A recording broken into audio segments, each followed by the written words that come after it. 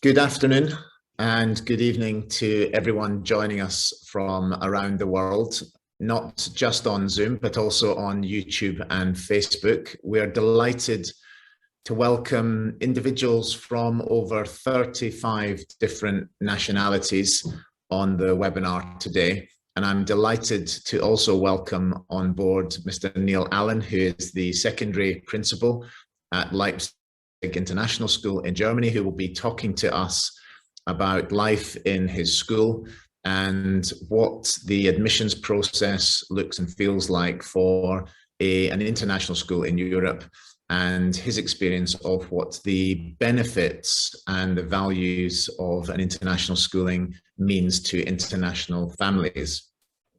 For many families at the moment, the significant disruption over the past couple of years caused by the global pandemic has made many think about better mobility options for their families and access to world-class quality education that's stable and accessible at all time. For those of you that are attending today, I want you to come away feeling that global mobility for you and for your family is a hugely attractive opportunity in what is a very uncertain world, and that international schooling for your children is one of the greatest gifts that you can give them at the moment. A few interesting statistics just before we get going. So at the moment, about a quarter of ultra high net worth individuals worldwide are planning to acquire a second citizenship in the next 2 to 3 years. Some of the best schools and universities in the world are located in the continent or on the continent of Europe. I suspect that many of your clients are asking you to advise them on the best schooling and university options in Europe at the moment. And we want you to feel that by choosing schools and/or universities in Europe, it's an obvious choice for you and/or for any of the clients that you might have. My name is John Milne, and I'm joined today with my colleague Tess Wilkinson. We're both from the European Education, which is part of the Constellation Group. And it's my great pleasure to introduce Neil Allen, who is going to talk you through the typical offer at Leipzig International School. And then towards the end, we'll have a question and answer session where we can delve a little bit more into the detail and perhaps answer some of the more specific questions that some of our clients have on the Zoom call today on their behalf, and or if they're representing some families. So Neil, it's wonderful to see you. Thank you very much for joining us. How have things been with you? Thanks, John. Good afternoon, everyone. Well, actually, as you can see, I'm reporting from my living room because I am finally had my own disruption with the pandemic. A couple of weeks ago, I fell sick, and even though I've been really banged to full health for the last week, I'm trapped in quarantine hell, and I can get out at the end of today. I did try to get out a couple of days ago, but I kept turning in a positive test. So, but other than that, everything is well. The sun's shining in Leipzig, which, as I like to say, it always shines in Leipzig. And absolutely. Well, welcome to the webinar. Just before we delve into your presentation, Neil, just a quick question. One of the big factors in deciding for international families on a UK or a European style education at the moment is that internationally, outside of Europe, there's been a huge amount of disruption in terms of schooling. Quite often schools haven't been open, the online provision hasn't been that great. Over the past 2 years, because we're coming up to almost 2 years, I suppose, since the first lockdown in the UK and Europe, how has Leipzig International School managed that approach between the face-to-face to the online to the hybrid? And what has that meant for your students, most importantly, but also for their families? We've had a good pandemic, if you'll excuse the phrase. I think one of the things that we had, and I think this applies to lots of international schools actually, but one of the things we have in our favour usually is we're fairly well resourced electronically. And when it came to the initial lockdown 2 years ago, almost to the day, we could immediately transition into some distance learning. I actually designed it really at the time, and went for the model that sort of became known as the blended synchronous asynchronous model. I think I still do quite a lot of teaching myself out of choice, and I always was conscious of that idea that if everyone sat behind their computers all day, it does start to have very diminishing kind of returns of value. So we went from the offer for a fairly some synchronous lessons online straight away. We use the Google platform, but of course there's many others. Zoom is I use when I'm doing IB teacher training and things like that. We had those online lessons. I did a lot of work with staff on what a good online lesson could and should look like. And then we had the asynchronous work outside of that. Where it went well for us, I think, was that our competitor, our only competitor in Leipzig, is the state school. Now that's of course slightly a stronger competitor than one might think, because it means your only competitor is free schooling, and the German attitude towards state education is a little bit different to the British. In the British, a bit of a cliche is it's everyone's dream to sort of move up the social ladder and put their kids into a private school. Whereas in Germany, there's still that sort of stigma that if you're in the private school, it's because you couldn't hack it with the German Abitur in the state system. So actually, we're always battling against that context, and but the state schools just didn't have the resources in order to deal with that distance learning. So my son, who's 11, plays in a local German football team. I was chatting with all the parents of that team, and they were saying, well, our kids are at home and they don't have any work to do, and they haven't had any work to do for 2 weeks. Whereas we had kids, with lessons and everything else and going on as much in school as possible. I mean, I've been teaching online today because obviously I'm stuck at home, and we can still manage that process. So yeah, it went okay. It went quite well. I think I don't want to bang on about this because people have only so many hours in their day to listen to me. But one of the things, in some ways, it's been a nice antidote to 5 years ago when I was working in Brussels at a school that had one-to-one technology. And I started to feel like I was the educational dinosaur, because I was saying I don't think the future is just online learning. I think human beings respond to people, and people. I was sort of the pariah in the room, and I needed to sort of shuffle my way out of the room in those conversations. But I think people have now realised that while there's a huge opportunity with online learning, it should be a part of the puzzle and not necessarily the promised land of the future. Absolutely. Thanks for that, Neil, because I do know that a big driver in global mobility at the moment is from parents looking for that stability for the children, which, as you know, as an educator, is so crucial in terms of their overall progress and outcomes. So knowing that schools like yourselves have dipped in and out seamlessly from face-to-face to online to a hybrid type of learning is really, really reassuring. So Neil, I'll just hand over to you now to talk through the presentation that you've got, bearing in mind that our audience is predominantly international. And then as we go along, there may well be some questions. If not, then we'll delve into some other questions towards the end of your presentation, if that's all right. Super.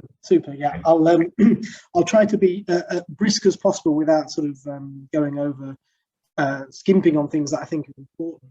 The first thing I would say would actually be on something you mentioned right at the beginning, John, which is the idea of the gift of the international education. The truth is, I'd spend my days desperately trying to make what goes on in classrooms, the interactions between kids, the additional offerings that we have in terms of enrichment and extracurricular learning and things like that, service learning. I'm trying to make that better all of the time, and that really is what my job is. On the other hand, I do think there's an element of truth in is if I did my job really badly, the very fact that kids from different nationalities are all in the room together, and to coin a phrase from the IB, the International Baccalaureate, that says, you know, it teaches people to realize that we have more in common with each other than differences. And growing up like that, it goes back to something that Charles Dickens said 150 years ago, which is if you put a whole load of kids from different countries in the same room, they will grow up seeing each other as friends, not enemies. And I think there's a huge amount of truth in that. And if we add the next layer to that, which is multilingualism, which isn't just a function, isn't it? Although being English, it's a function that I wish I had a better grasp of, the ability to speak multiple languages well. But the notion that we can engage with each other in many different languages actually is a cognitive thing as well. It opens up our minds and brains and develops other things like empathy. And the truth is that it's much harder for us as adults to learn that. It's even much harder for us as 13, 14-year-olds upwards to learn that. And what I've found from my kids being in international schools their whole lives, and we were in Brussels before we moved to Leipzig, the brain becomes wired differently when you have very young kids learning an additional language from a young age, and then a third language from the age of 11. And all of those other skills become ingrained in that, the ability to empathize, the ability to think more broadly and more critically. So I think the gift of more than tolerance, the gift of recognizing common humanity of people from different nationalities and having multilingualism sort of just built into that lifestyle is hugely important. Now, if I jump into Leipzig, we before this were the International School of Brussels, which is very international, and one of those schools where many of the families are expatriate families on sort of 3-year moving contracts. So every 3 years, many of those kids are moving on and families are being moved on, which is difficult and it's challenging.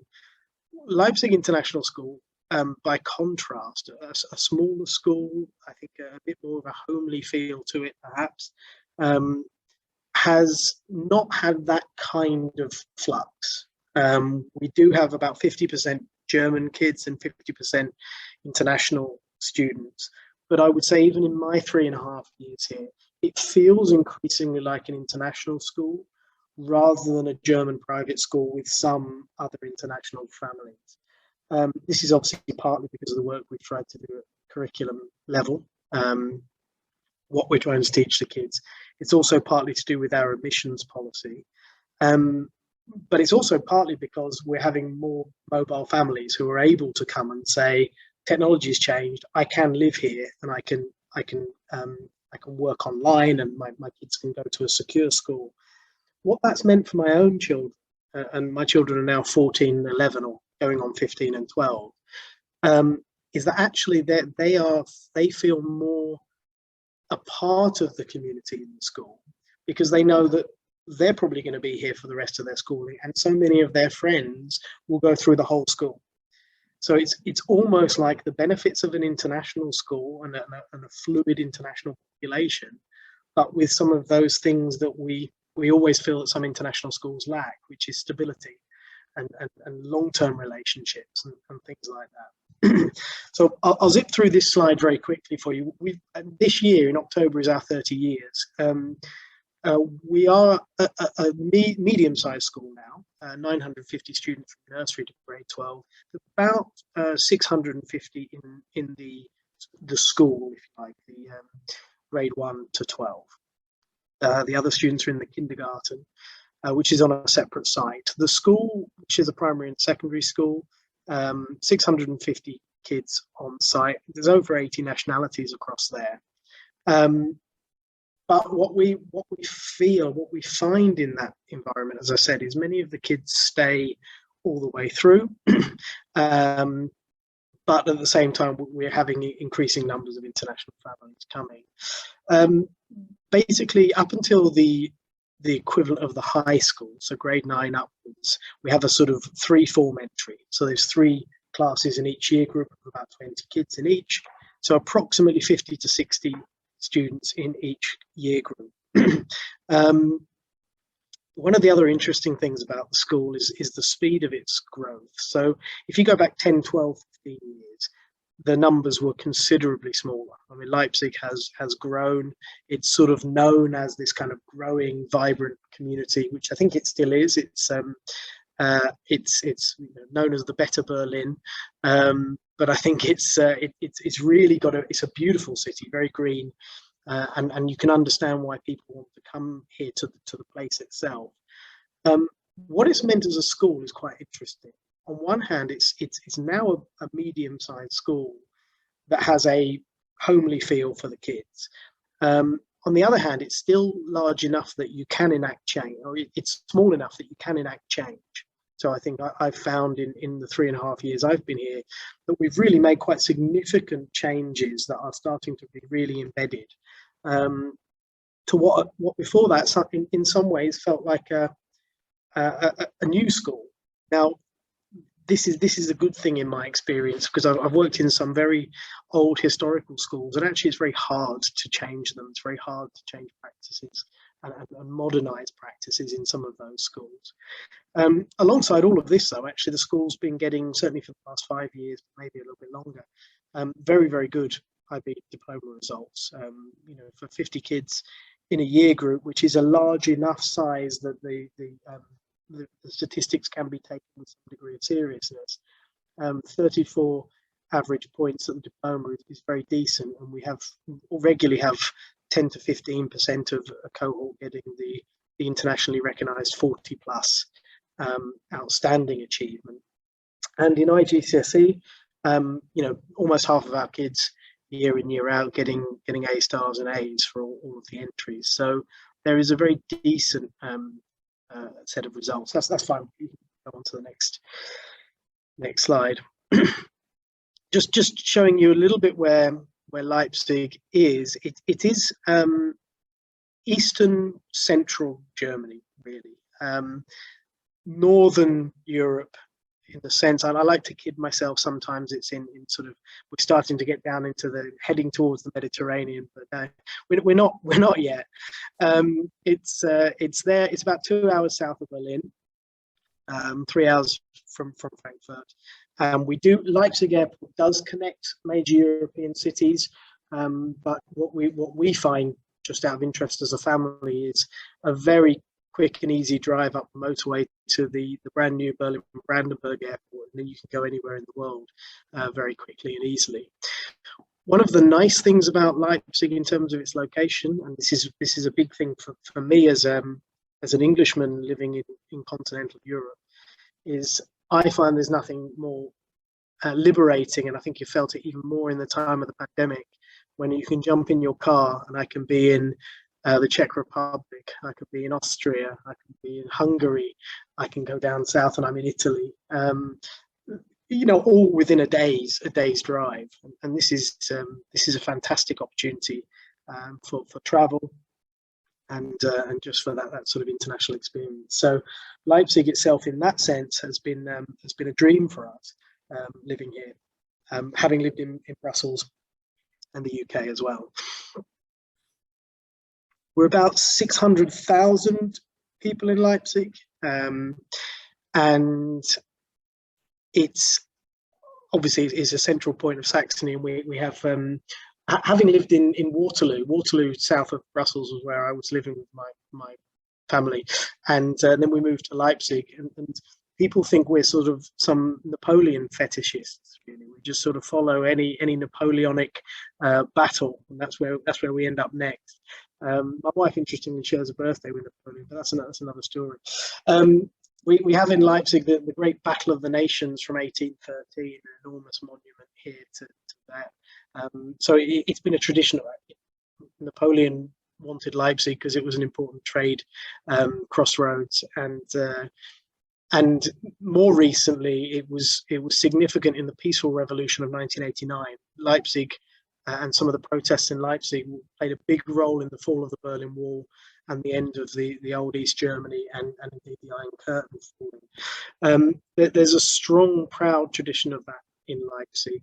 But if you go back 100 years earlier, you also have a proud tradition of the German musicians and all of that coming to Leipzig. And what they've done since 1991 here is they've absolutely sort of regenerated and renovated the city.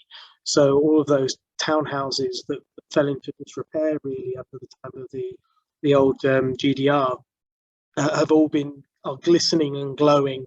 And when we're not looking across a very green park or up and down a river where people are out on their canoe boats, then you've got these beautiful buildings all around. So it really is playing on that, culturally rich, but at the same time this sort of modern driving city that people want to be a part of, DHL, BMW, Porsche, things like that. Just to show you these images here, what we have there is a lake, but of course it's not a real lake. These old open cast mines were basically regenerated and turned into these beautiful lakes. So about 6, 7, 8 kilometers south of the city, you have what feels like a beach holiday. And on a beautiful sunny Saturday afternoon in Leipzig in June, you wander around the city centre, which in itself is a really nice city centre, and you wonder where everyone is, until you cycle down to the lake, and there they all are, all 600,000 of them. But here on the bicycle route, my family, we wanted to lead more of an outdoorsy life. We felt in Brussels we spent a lot of time in the car, and we wanted to lead a more outdoorsy life, and there's no place like it for the Leipzig. And I spent a lot of time in the Netherlands as well, but I feel that Leipzig is even better suited to people cycling and whole roads that run through the forest that actually aren't meant for cars at all, and things like that. So it's a tremendous place. We have the canal here, the Karl Heine Canal, and that river was that canal is designed, actually goes through the old industrial areas that are still being renovated. So some of our colleagues who we recruit, they like to come and live in some of the kind of urban cool areas that haven't quite been gentrified yet. But others that we have parks, we have big music venues. This is another one of the lakes there, and then we have the city centre just there on the right hand side with some of its beautiful buildings there. So as a city, there's no doubt that lots of people who've been working at the school a long time have said, a few times when the school wasn't going in the direction we hoped it was, we thought about leaving, but how could you leave Leipzig? Yeah. Fair idea. Yeah, that's great. Thanks, Neil. So Neil, you've set a wonderful scene of the school and what it can offer. And clearly Leipzig and the part of Germany that you're in is a wonderful environment for families. Before we delve into what the school looks like and what's actually on offer, if you're an international family looking at all of your options in Europe at the moment, can you just describe to me from Leipzig International School's perspective, how do you make that soft landing possible for a family coming to Leipzig, joining your school, not just from the parents' perspective, how do you welcome them in? And a lot of that would be through the admissions policy, but what does the experience look and feel like for a student coming to the school, especially if they don't have English as their first language? How do you make the whole family and the child feel very settled very quickly? Yeah, I mean, language is the big issue, John. Actually, that's what I felt that's usually the big challenge, because we know that actually our admissions policy that's increasingly inclusive anyway, but was always inclusive for families who didn't have any other options. And actually, if you're not a non-German speaker and you come to Leipzig, at the moment you have one option, which is Leipzig International School. So we always provided for those kids, even if they didn't speak English either, they certainly can't access the German system.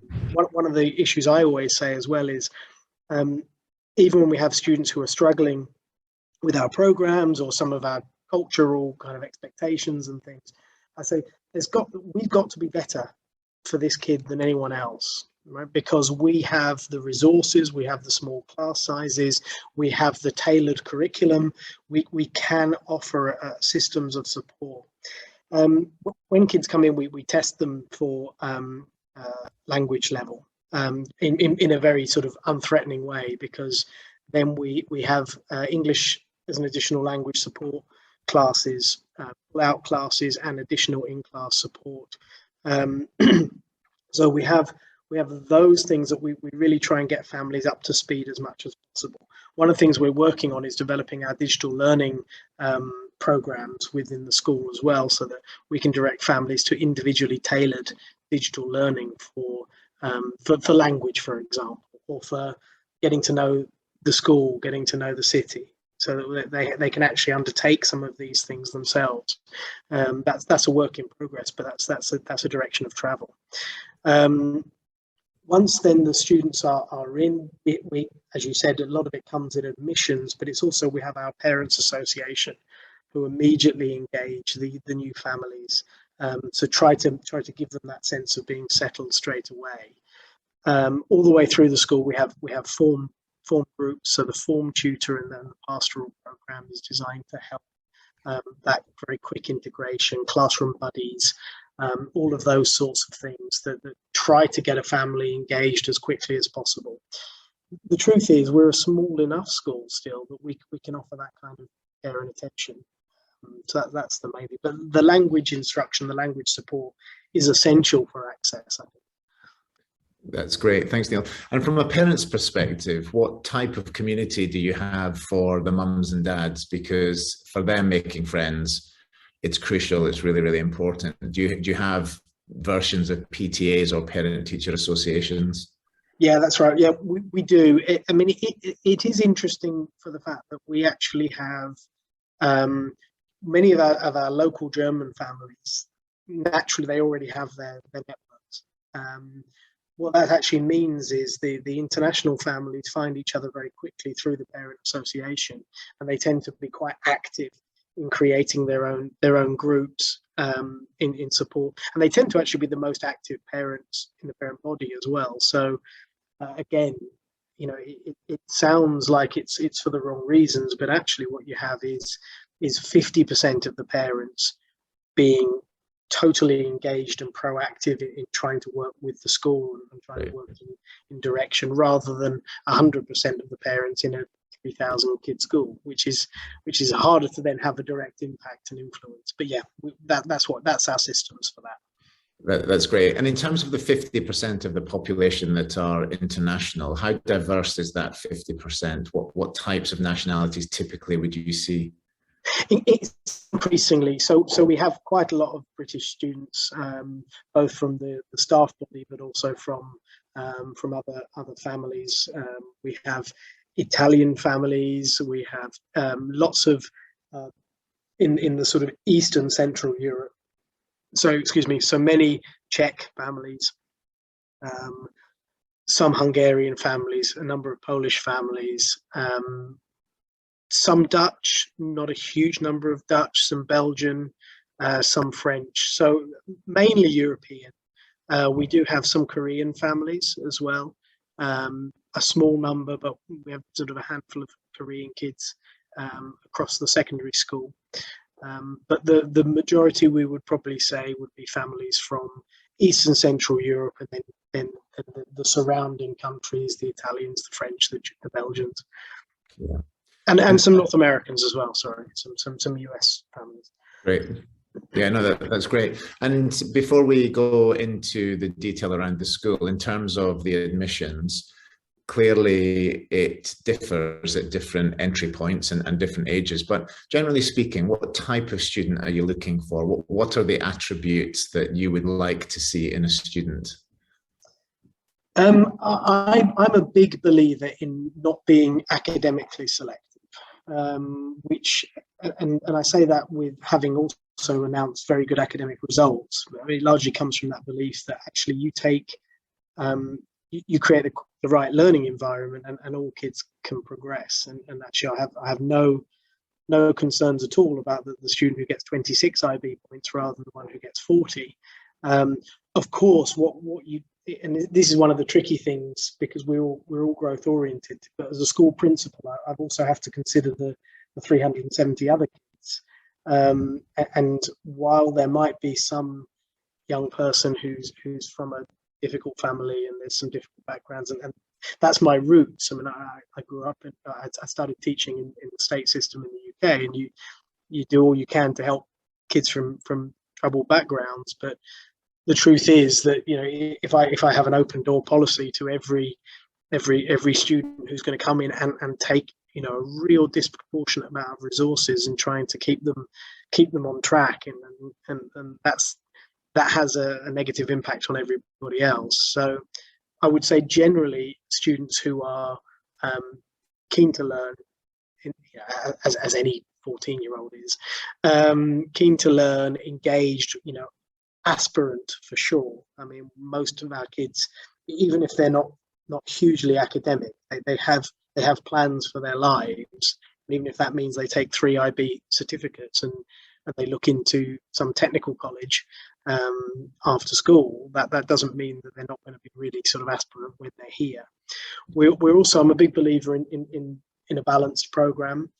Some of the most interesting sort of flack I've had from some students and parents is because I introduced physical education into the grades 11 and 12.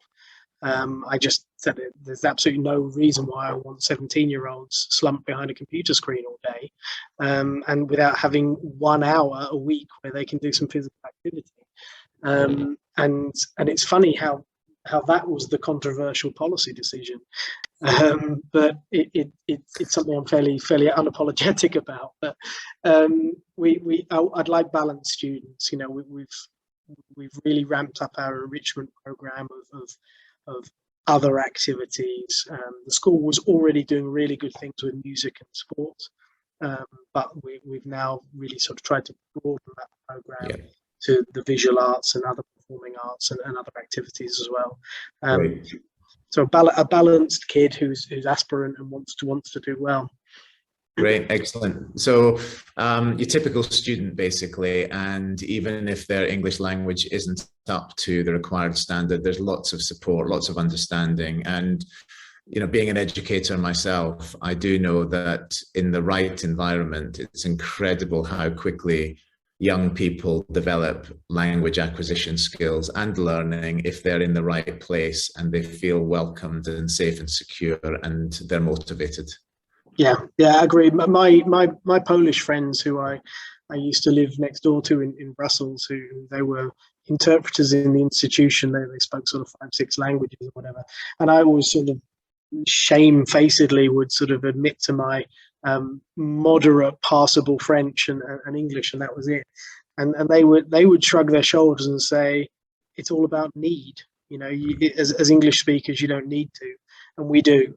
So but it's the same environment. You put a kid here and make them feel that there's support in hand, and it's not, you know, and they will learn. Don't worry, you will learn. Within 6 months, they speak really, really good English, and within a year, they can write in English just as well as anybody else.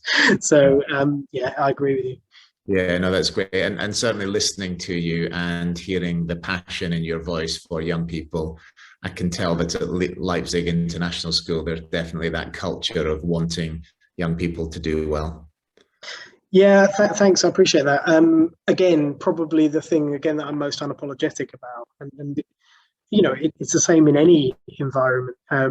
You have competing interests, but the one thing I would say that everyone knows that my priority is always the students first. Yes, of course, I want a happy faculty and staff and everything else, but if ever the two positions come in head to head, then it's going to be what's best for the kids that will come first, in my opinion. We've got just one thing on that. We've got a very, very exciting development that was just actually announced by the community last week, which is, I've mentioned a few times, we're the only international school in Leipzig at the moment.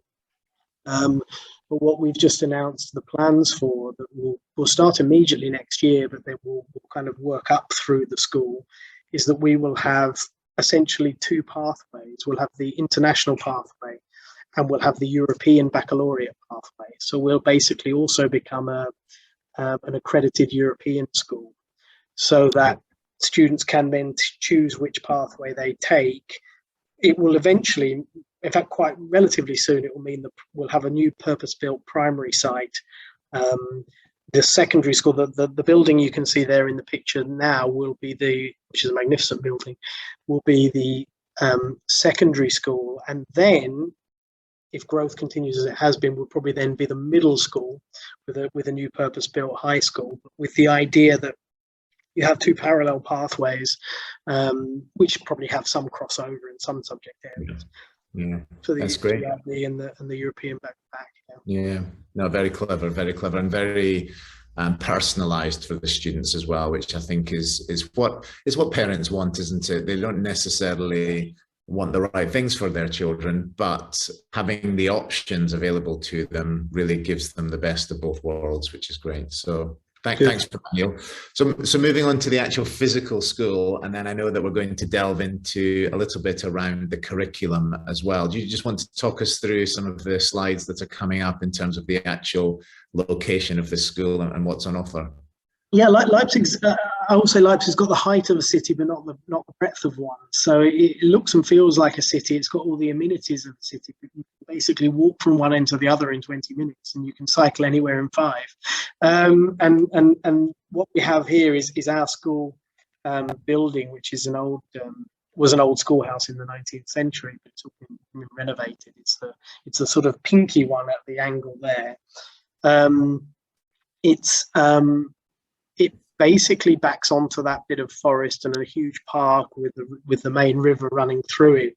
But if you actually follow the roadway round, you'd be in the centre of town in 5 minutes of bike, which is how everyone gets around, really.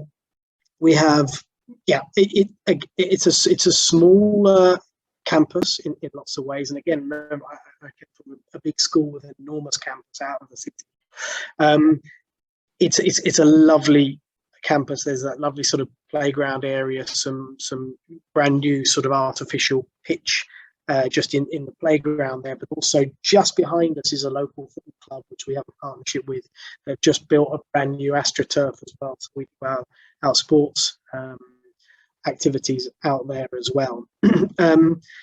Again, I'll say the same thing again, it's got a small community feel to it. So actually you find the kids have enjoyed, my son who loves his football, he enjoys playing out on this playground more than he did on a much larger field at his previous school, because he says it feels like everyone's there, everyone's in the same place. But I would say to anybody, come along and visit the site. It feels like a school, but it's got all the modern resources. Classrooms are very large, airy, modern. It helped us in the pandemic, actually, because it was built for high ceilings and everything else. But it's a great site, and I said the sports facilities are just behind, and then you're right in the city as well. Great.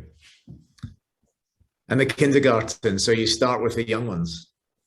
Yeah, this is an even newer building, and it's nearby. It's about 1 kilometre away, and it's right on one of those tiles I took a picture earlier. But this is again a purpose-built kindergarten site. We have basically 300 kids in the kindergarten there, and they have their own. They do the international. Well, they do aspects of the international primary curriculum, and they also are quite aligned with German state kindergarten expectations as well, because we're supported and funded by the German state on State of Saxony. So all of our we get a lot of investment. We actually have the luxury of being aligned to the German regulations, but at the same time having a lot of freedom within that, because we're a separate entity. The kindergarten is slightly more aligned than we are in the school, but they have a flourishing program there in English, and really incredible student ratio of numbers to educators and carers there. So it's a happy place, the kindergarten. Absolutely. And onto the curriculum. So your typical student arriving from overseas is probably going to be quite surprised by the wide range of academic options available. Yeah, I think so. And I think it's also what we're trying to work on is a little bit of trying to go like deeper into some of the subjects that we offer. So I think when the students come into the primary school, they have their usual primary programs, but they've been working on the international primary curriculum as for some of their more global internationalist ideas and explorations and projects and things. Now that's actually from August going to transition straight into the European curriculum. So they will be working exactly on what the European schools in Brussels and in Frankfurt and other places, exactly the expectations that they have, which is actually will actually be increasing the hours of learning time. So by maintaining the same hours of play, we'll actually be trying to increase some of the hours of learning time in the primary school, which I think will be a good thing. When we come into the middle school, we actually offer a lot of subjects, something like 12 or 13 subjects that kids work on, and eventually they come to choose their Cambridge IGCSEs. And most of our kids are currently doing about 9 or 10. I've actually got a plan to try and change our timetable structure for next year. It's more than a plan, it's in place for next year to actually make our lessons longer and more applied and more inquiry focused, which will actually mean reducing the number of subjects by 1 that kids can choose. They can still basically take up to 9 GCSEs, but they would have a little bit sort of longer and deeper and longer lessons to really explore that. Try and move away from what we, like a lot of schools, still have sometimes, which is, we've got to learn this stuff and we've got to do a test on it, and instead of actually really trying to make it more student-driven and inquiry-focused. Of course, when they get to the International Baccalaureate, they end up choosing 6 main subjects and other core requirements like the extended essay and the theory of knowledge. These are subjects that universities around the world say is what makes IB kids so well prepared for the next level. And we do have a lot of kids going to good universities, in particular in Britain and the Netherlands. We don't get many kids applying to go to the United States. We just don't have that sort of demographic of wealth to a lot of times, actually, because our school fees are some of the lowest in Europe. Families pay full fees are, I think, are about 9,500 or 10,000 for the year, and many families are on some reduced fee as well. So actually, you get a slightly different demographic that you get in lots of international schools. There are some wealthy families, but there are some really very modest families as well. So not many can afford to go and spend sort of 50,000 a year in the US, but occasionally we have a kid. 1 or 2 kids go there as well. That's great. And in terms of the holistic development of the child, obviously the academics is critical in life, but it's often the co-curricular or all those additional activities that are not only incredibly formative, but for young people, as you know, are so memorable, aren't they? Those are the things they remember once they've left school. Yeah, and as a parent, John, actually, it was huge in our decisions, because when we decided to change schools, of course, and this was 2018, we had to change life, and we had an 11-year-old and an 8-year-old, and the decisions we were making were not just professional ones. They were like, what if I go to this school and it's not great for my kids? And so I recognize that, or empathize with that feeling as a parent. And what we tended to be looking at was, does the school take kids on trips? Are there residential trips? Are there? My daughter's very into the arts and singing and performing, and my son's really into his sports. So, is there somewhere where is there going to be some arts? Are there going to be some sports? And Leipzig International School had those things, but I guess it won't be a surprise to anyone that I made it also a priority that we improved it when I got this job. So, every 2 years, all of our kids go on a residential trip. Usually in Germany, sometimes across the Republic, and they tend to be learning trips. So they there's some kind of outdoor activities, or there's some important educational sites that they visit. But of course, as much as anything, the kids go there knowing it's a week away with their friends and all that social bonding. Then, of course, we have the German International School sports tournament, which involves trips home and away, reduced during the pandemic, but we've actually carried on offering lots of sports. I have to say that my wife's the athletics director, so I have to say that she's carried on making sure things are on happening, and she's furiously determined to make sure kids keep getting access to sport and tournaments and everything else. And I said the arts, the music, the musicals that we offered pre-pandemic, big shows. We've introduced robotics clubs and things like that. So lots of those enrichment opportunities, which I think is essential for a good school. Absolutely. And how many of these activities, Neil, are included in the fees, and what percentage might be an additional cost to parents? Yeah, well, the good news is all of the activities we introduced free for families and kids. So actually, there's some a lot of work we do with the state of Saxony, because actually they do give some funding for this. If you have the fairly bureaucratic application process, but they can provide this. So we saw this as a really important step, because I think it should just be something that good school offers kids, and so all of those activities are free.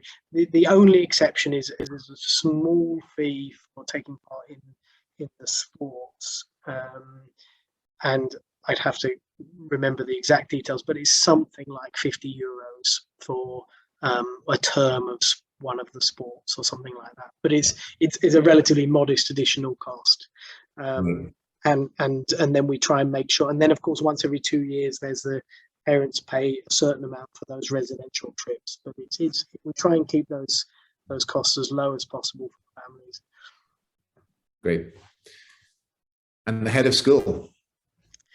Yeah, so we're very excited in August to welcome Brandy Smith, who's been a head of school in some pretty interesting places, as you can see, in Iraq and Albania, and she came here in August, and she really is sort of a bundle of energy and enthusiasm. Very, very, very intelligent, driven lady with, again, who sort of puts kids first all the time, and is constantly working to try to develop programs for kids. And interesting for me, because it's the first transition that I've had in this role to a new person above me, and I worked very well with David Smith, her predecessor, who's had a very rich and long history. No relation.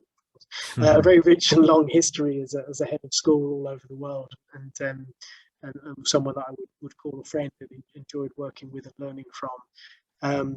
But Brandy's come in, and she really is an enormous asset to the school, and I think it has been central in some of the developments that we've announced in the past couple of weeks, and I think I would say, as a parent, I would say your kids in safe hands, because this is a head of school who puts kids first. So that's great. And Neil, we're drawing to an end. We've probably got about 5 minutes left. Thank you so much for your insight, and most importantly for your empathy and your passion. You can really tell that any child that comes into your care is going to flourish without a doubt. But if I were an international parent right now sitting in front of you in your office, and I had a range of different options, what would you say to me about the decision that I'm about to take to put my children into your school? And what transformation are they going to go through if they're there for, let's say, 3 to 5 years? Yeah, I come back to the same sort of trope I've been mentioning a few times today, which is that idea that actually we are the perfect size school, and I say that from having worked in bigger schools and smaller schools. We're a big enough school that we have some clout, we have some influence, we can afford to give great experiences. We're a small enough school that we can personalize the educational experience, and I've got In my secondary team, I have 2 assistant principals and an IB coordinator alongside me. You know, I guess I would say this given given I recruited them, but I've worked in a lot of schools, and I've never seen a more intelligent and driven sort of young leadership team of people who are constantly, relentlessly talking to kids, working with teachers to try to improve what the kids are getting. Because it's a school that feels like we all know the name of every kid. We all know what experience they're getting, and we can personalize, not just, we can personalize the curriculum offerings, we can personalize the subject choices. We can just personalize that whole experience, and not only can we in terms of size, but there's some really cracking educators who are doing that work. So that would be my thing. I think as a family, if I could live anywhere, and my job wasn't the thing that determined where I would live, Leipzig would be right up there as a place. You know, as I said, it's sunny today. Hopefully, there's a decent chance it will stay sunny between now and September. It will certainly get really nice and warm in the summer. So it's a really nice place to live. But it's a place where my wife and I spoke to our kids about a year ago and said, look, we're at that stage that we either stick or we twist, you know, because they're of a certain age. And they both looked at us with utter horror and said, don't you dare move us from this school. So I think that's, you know, and of course I see, I'm sure you can tell I'm driven to try and make things better. And so I see all the murky side of things where it's not quite good enough, I think. And yet, you know, they're seeing the other side. They're saying, this is a great school. Why would you ever move this? So that would be my argument. Thanks, Neil. And you've talked really passionately about the lifestyle and obviously about the offer in the school. Could you just, as a final sign-off, just talk briefly about the quality of the European university offer nowadays? Because the university offer in Europe is often drowned out by the UK, the US, Canada, Australia, and New Zealand. But there are more and more students, even from the UK, pouring into Europe because of the high quality of the courses, the high quality of the universities, and a number of other factors that are making it incredibly attractive. Yeah, it's incredible actually, because I think if I'd have lived a different life, I mean, if my wife and I had not left the UK in 2004, and by the way, we're those people that always say we're going back, we just haven't yet. You know, we're not these people that we've met on the circuit and say, I'm never going back there. We had no beef with it. We loved it, and we still do. We've just kept finding ourselves in places where we think this life is too good for our family. I talked about jumping in the car and driving across borders and things, but the university thing, I wouldn't know any different, and I would be obviously wanting my kids to go to a UK university, and I would be, you know, like I'm sure many families, sort of scratching my head and saying, how did it get to this stage that when I was there it was free and now it's costing, you know, more than 10,000 a year for my kids or whatever. And just by being on the circuit, and I said I was in Brussels, I've been directly involved with kids going to Belgian university, Dutch university, German university, Danish university, and French university, to name, and as well as some big universities in Spain and Italy. The quality of the offer is extraordinary, and we often think, again, language is the barrier. Now, the big one that people are starting to become aware of is the Netherlands, where you're getting, you know, world-class university education for a snip of the price, and all in English. I mean, they also teach in Dutch, but they're all in English.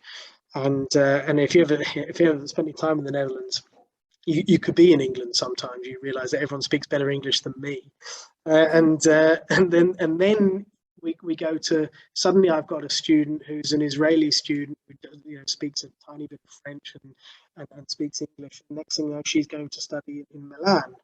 and of course you're studying in English, and studying in Madrid, and they're studying in English, and it's the same. Even the German universities, which are, I guess, more traditional, you know, it's more the German system. More and more of these universities are starting to offer courses in English. So you're getting a world-class education for really a much lower fee, and a wonderful multicultural experience as well. So my wife always says we need to give our kids the option of going to the UK, and I thought, why? that's for our own private conversation, I guess. Absolutely. Well, Neil, thank you so much for all of your insights today. It's been wonderful to meet you online and to learn all about Leipzig International School. And it does sound like it's the absolute sort of school that any family wishing to put their child into a friendly, nurturing school would enjoy without a doubt, and a very holistic approach to education. Thank you to everyone else for joining us around the world. As you can see from my bio and also from that of Tessa's, we're here as part of the European education as well as the English education to support any families that are looking to bring their children to Europe, either to send them into a boarding environment, or indeed if they're relocating as part of their own family's mobility journey. But please do get in touch with us if you have any questions or queries. I'm sure Neil would also be very willing to answer any questions that you might have, either via email or through other particular channels. But we're here to talk to you. There's no obligation. We just want to understand what is it that you're interested in, and we'd be very happy to give you that advice before then looking to place you.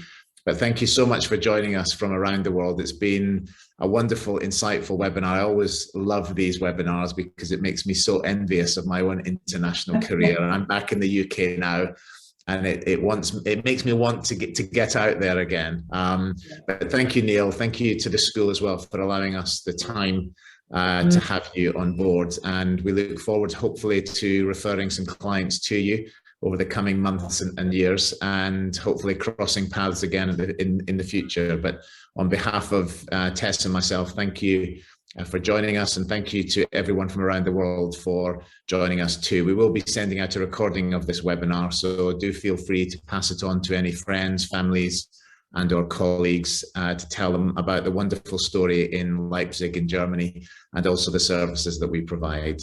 Thank you very much, everyone. Have a very safe week, and I look forward to seeing you again in the very near future. Thank you. Thank you. Bye. Thanks, John. Thanks, Tess. Thanks, everyone. Thank you, Neil. Bye. Bye.